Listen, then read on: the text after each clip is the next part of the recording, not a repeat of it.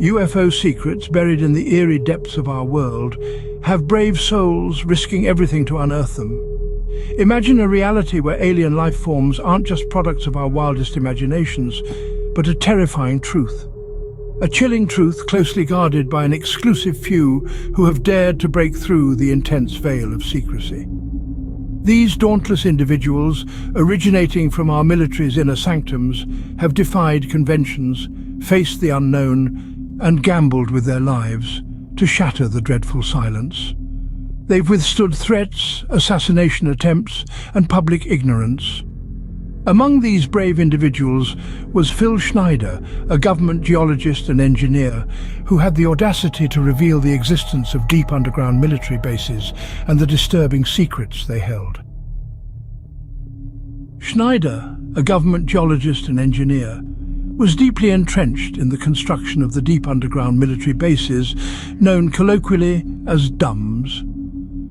He died under mysterious circumstances on the 17th of January, 1996. The death of Philip Schneider sent shockwaves through the community. It was a grim reminder of the dangers faced by those daring to pull back the veil on the government's clandestine UFO activities and alleged alien encounters. Yet Schneider's tale of courage, his readiness to unveil the truth, continues to inspire a new wave of whistleblowers. Despite the looming threats, these brave individuals persevere, haunted by the knowledge they carry and driven by a profound sense of duty to humanity. Unbelievable part, I was involved in building another base inside of Dulce, New Mexico, which is Los Alamos Laboratory. It's a biological laboratory. On the southwest part of the Archuleta Mesa, we built an underground facility, a better part of 3 cubic miles hollowed out underground. Then to the southwest of that, we were in the process of the early stages of building. We drilled 4 large tunnel-like holes. Some of them ran 2.5 miles under the surface. Number of the original wells or drilling machines that were used were at the rate of 2 miles a day. It was fairly rapid. The equipment kept coming up broken. So we wanted to go down and we wanted to send somebody down there, a human observer, or human observers in this case, to find out what was going on. Well, to our total surprise, first of all, the government knew all about it. They didn't tell anybody.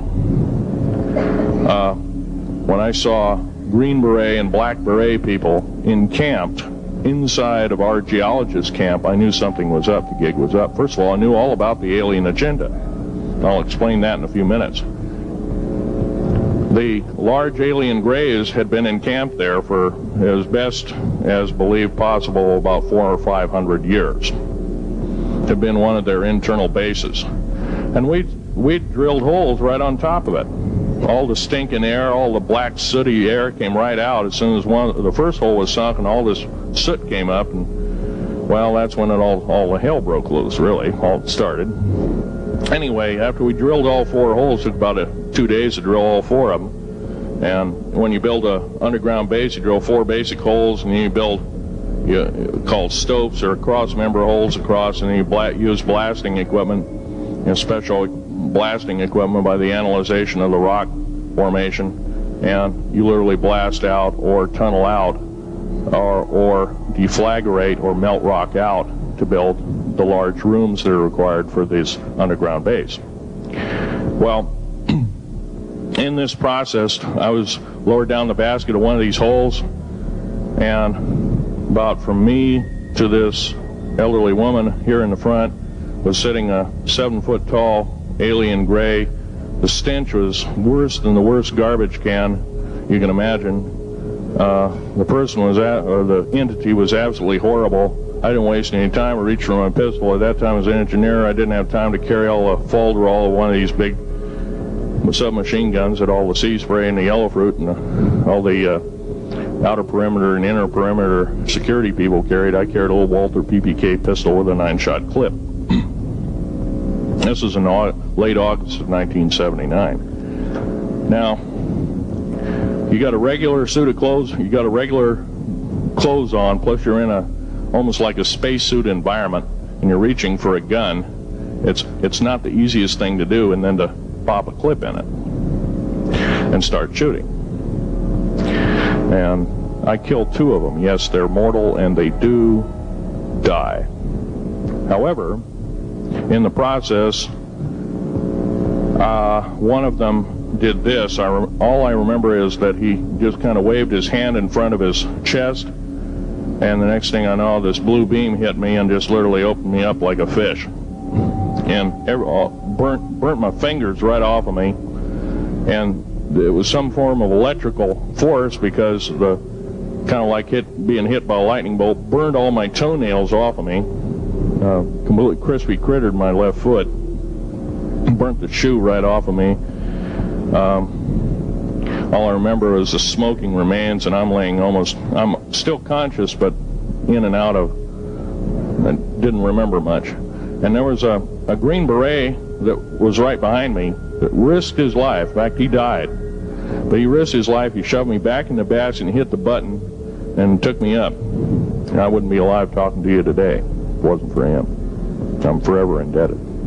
He lost his life.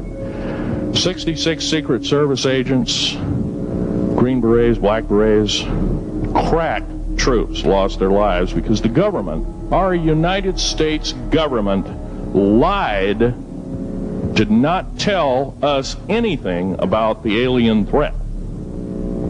There's a war underneath there, and I'm talking dead serious. It's been going on since that time. Since late August of 1979, our military, the Russian military, basically the militaries of the world, have been in constant conflict with the outer space alien. These are not fanciful tales spun by fame seekers, but rather startling revelations from individuals who have served our military, a chilling testament to the unknown. Again, this is a story that was relayed to me, and allegedly what happened in '79, there was some sort of information exchange going on where there were actual live aliens at the facility, and at one particular point there was an area where some security personnel went to enter, and apparently because not the sidearms but the bullets in the sidearms, from what I understand, if they would have entered the area, the bullets would have detonated. And supposedly one of the creatures tried to stop the security personnel from entering the area, and a fight ensued. And the bottom line from the altercation was that the security personnel, I don't remember how many were involved, but were all killed, and they died of head wounds, and that's all that I heard of that story.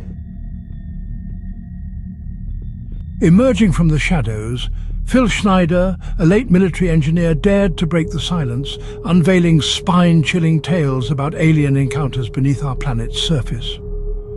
Allow us to delve into the captivating life of this extraordinary individual. Schneider was not just your everyday man, but a US government geologist and engineer. His profession led him deep beneath the Earth's crust, into the heart of the enigmatic deep underground military bases. These bases, heavily veiled in secrecy, are believed to exist far from public scrutiny, where government operations of the most covert are rumored to be carried out. According to Schneider, his work wasn't just about rocks and drills. He declared that he had come across entities from outside our world right here, beneath our feet. Imagine such subterranean encounters of the third kind. He narrated tales of extraterrestrials residing in the depths, exchanging and making agreements with human authorities.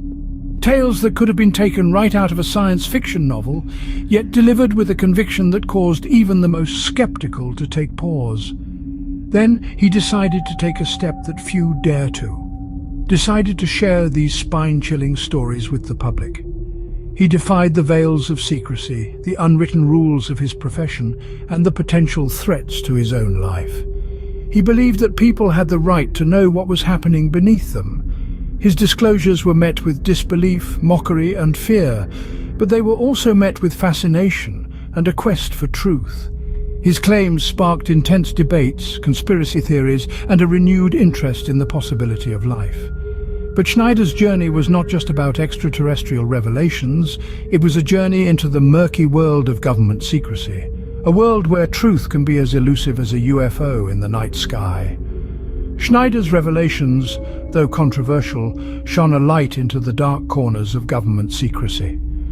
His voice, echoing from the shadows, continues to challenge us, urging us to question, to seek, and to uncover the truth hidden beneath the surface. Thank you for watching UFO Archives. Please stay tuned, subscribe, and feel free to leave a comment or some wishes in the comment section. And remember that bell thingy. Thank you.